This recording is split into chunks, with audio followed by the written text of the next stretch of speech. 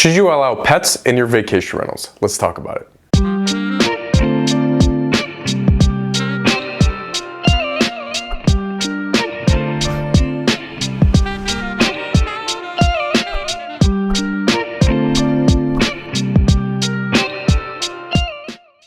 So this is a topic that I've been meaning to do a video on for a very long time. This is something that can increase your revenue, and at the same time, it can lead to a guest having a better experience at your property. If you're a host, I really encourage you to allow pets in your properties. Pets being cats and dogs. I say that because I had a guest once bring her emotional support guinea pigs into one of our rentals I managed, which I thought was just weird. So the first thing you may be thinking about is the damage that the dog or the cat might do to the property.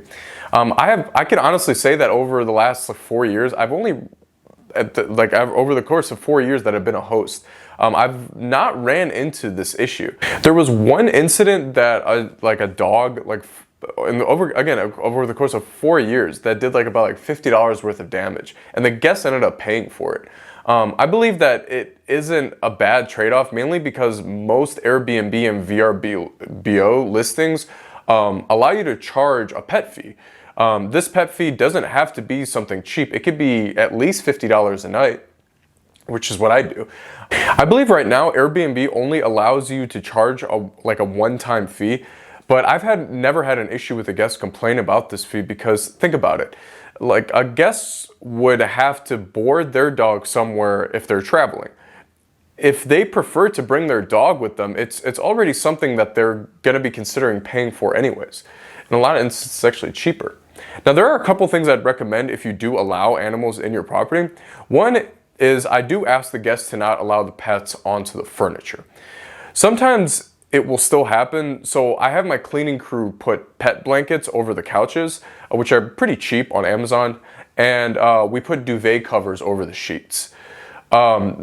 Meaning the comforter. We put a duvet cover on the comforter. That way, when it's time to clean the property for the next guest, the cleaning crew can simply strip the beds and replace the pet protector on the couch. This takes care of most of the hair that may be left by the pet in the property, outside of sweeping and mopping the floors, which is going to happen anyways. One thing that I do ask the guests is to crate their pet if they do leave, and most guests are fine with that. Now, allowing pets may not make sense in your market or property. Say if you're in a busy city and your properties are apartments, then the HOA or the apartment building may not allow for the pets to be allowed. It's a tongue twister. But I have found that if your properties are separate homes, then allowing pets shouldn't be a problem. Now, what happens if there is damage in the property that is caused by the pet, like I just mentioned earlier?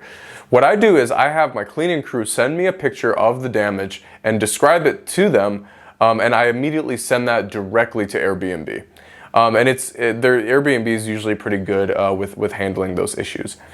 Another thing that I realized when allowing pets is, this is more specifically to dogs, is a lot of our guests have Instagrams or social media video accounts for their pets, and they will post their pet in the property or in front of the property, and that will actually lead to future bookings because they'll post it on their platforms.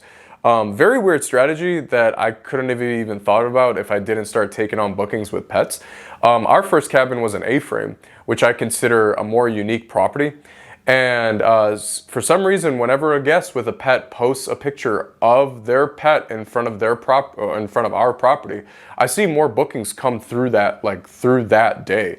So at the end of the day, if the property is not being damaged, you're making more money by charging a pet fee, and it leads to more potential bookings, then I would say that it's a no-brainer to allow pets in your bookings. I wouldn't let the horror stories that you've maybe heard scare you from allowing pets in the listings. If you're a host and already do this, I'd love to hear about your experience in the comment section below. If anyone has any questions, please feel free to leave them in the comment section below. I hope everyone is staying safe, and I'll see everyone on next week's video. Thanks.